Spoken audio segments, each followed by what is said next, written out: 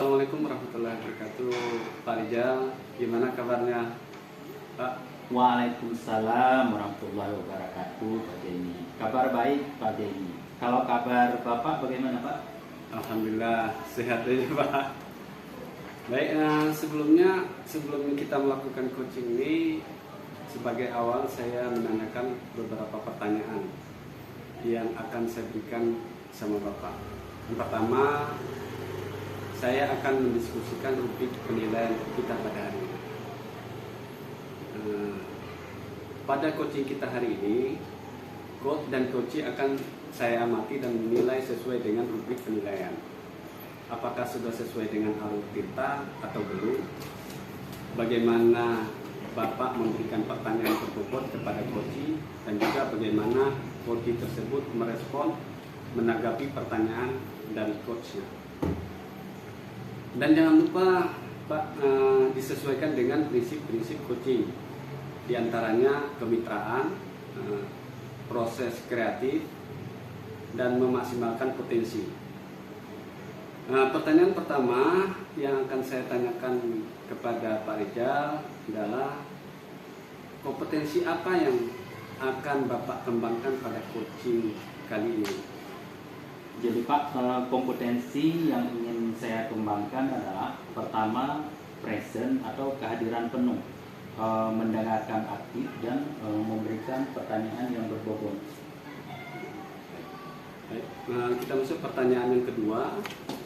Kompetensi mana yang akan Bapak kembangkan secara spesifik yang ingin diobservasi? Jadi Pak, kompetensi yang spesifik yang akan saya kembangkan adalah mendengarkan aktif dan memberikan pertanyaan yang berbobot. Pertanyaan yang terakhir nih Pak Rijal ya. Indikator yang bagaimana yang Bapak inginkan kepada coaching kali ini?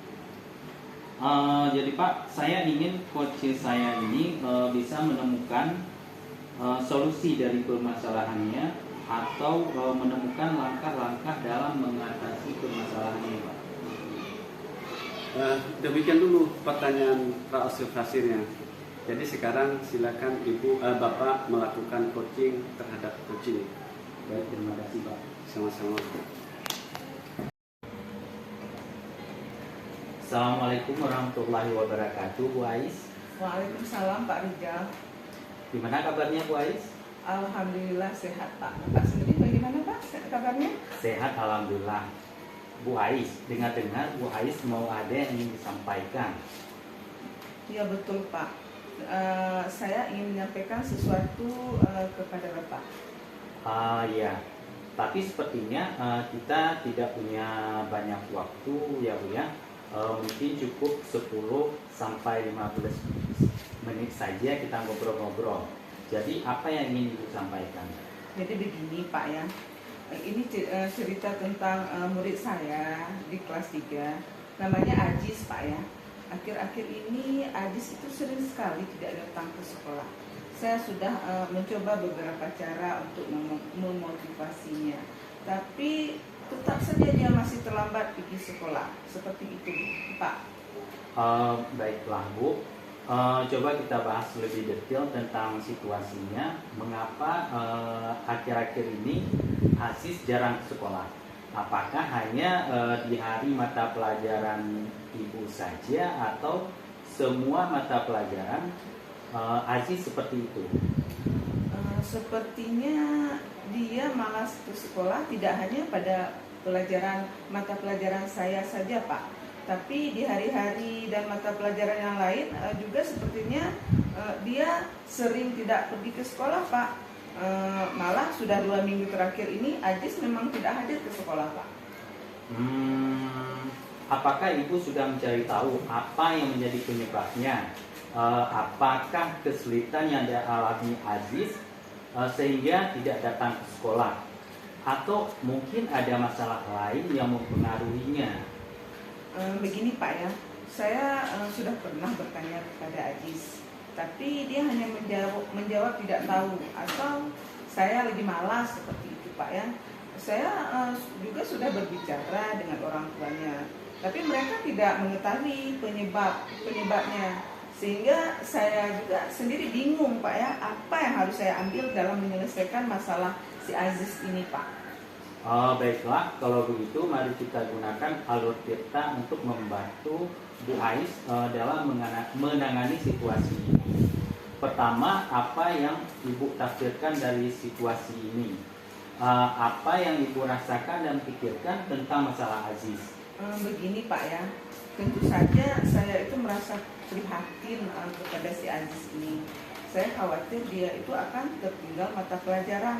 Saya juga merasa frustasi karena sudah berusaha membantunya, tapi hasilnya belum maksimal Pak Rizal. Jadi wajar sekali Bu Ais merasakan hal itu, tapi cobalah untuk fokus pada apa yang bisa Ibu lakukan dalam membantu Aziz. Kemudian daripada Ibu memikirkan hal-hal yang lain yang di luar kendali Ibu. Baiklah Pak. Kedua, identifikasi.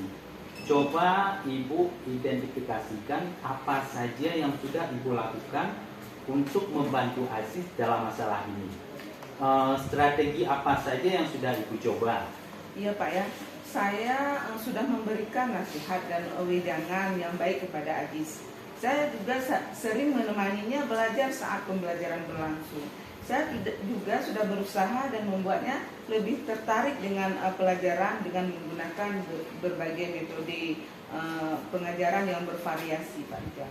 Itu sudah usaha yang bagus Bu Ais, tapi apakah ada yang bisa Ibu tambahkan atau lakukan dengan cara yang berbeda?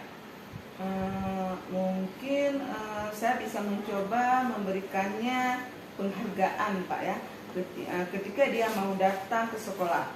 Saya juga sepertinya bisa mencoba melibatkan orang tuanya kembali dalam proses menyelesaikan masalah si Aziz ini Pak. Bagus sekali idenya Bu Ais. Rencana, sekarang coba Ibu buat rencana tentang apa yang ingin Ibu lakukan selanjutnya untuk membantu Aziz. Apa saja strategi yang Ibu terapkan? Baik Pak, saya ingin mencoba memberikan Aziz reward ya Pak, berupa tas baru jika ia rajin datang ke sekolah. Saya juga ingin berbicara dengan orang tuanya lagi untuk meminta bantuan mereka dalam mengawasi si Aziz ini di rumah, seperti jam tidurnya harus diatur dengan baik agar ia tidak terlambat bangun dan itu menjadi alasan dia kenapa dia tidak pergi ke sekolah Pak Rizal. Rencana bagus dan terukur Bu Ais. Tindak, sekarang saatnya Ibu untuk tindak. Terapkan rencana yang sudah Ibu buat dan pantau kemajuannya. Kemudian catat apa saja yang berhasil dan apa saja yang tidak berhasil, sehingga Ibu bisa melakukan penyesuaian di masa yang akan datang. Baik Pak ya, saya akan segera menerapkan rencananya Pak. Ingatlah bahwa kuncinya adalah kesabaran dan konsistensi Bu Ais. Teruslah berusaha membantu Aziz dengan sepenuh hati dan yakinkan dia bahwa Ibu selalu ada untuknya. Terima kasih Pak atas sarannya pada hari ini, dan saya akan berusaha semaksimal mungkin untuk menyelesaikan masalah ini Pak. Terima kasih Pak. Sama-sama Bu Ais, saya yakin Ibu bisa membantu Aziz untuk menjadi lebih baik.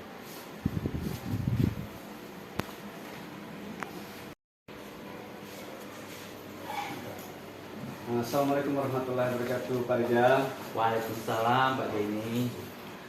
Pak Rizal, tadi sudah melakukan coaching ya dengan Bu Ais. Sebelum menutup Pak, ada beberapa pertanyaan yang akan saya tanyakan masalah observasi. Ya, kan? Yang pertama, apa saja yang sudah Bapak lakukan pada saat melakukan coaching terkait indikator menurut ketercapaian yang ingin dilihat? Di coaching ini saya sudah melakukan coaching dengan menggunakan alur tirta, yaitu menanyakan tujuan, identifikasi, rencana aksi, dan tanggung jawab, sehingga alur tersebut bisa menggali kunci untuk menceritakan permasalahan tersebut agar bisa menemukan solusi-solusinya. Oke Pak Rijal. Menurut saya sebagai observer Pak Rijal, coaching tadi Pak Rizal dan Bu Ais sudah berjalan dengan baik. Dan juga proses alurnya sudah sesuai dengan alur Tirta. Dan juga Pak Rizal sudah berusaha menggali dengan memberikan pertanyaan-pertanyaan pada Bu Ais sehingga Bu Ais bisa menemukan solusi-solusi dari permasalahannya. Dan juga coaching tadi sudah dilakukan sesuai dengan prinsip coaching. Kemudian ini pertanyaan terakhir sebelum kita tutup, yaitu kompetensi apa yang ingin dikembangkan berdasarkan hasil coaching yang baru dilakukan. Kompetensi yang ingin saya lakukan dengan cara lebih memahami lagi proses coaching itu sendiri, agar hal ini dapat dilakukan lebih baik lagi ke depan, Pak. Oh begitu Pak. Ya semoga saja kedepannya bisa melakukan dengan lebih baik lagi. Terima kasih Pak Rizal.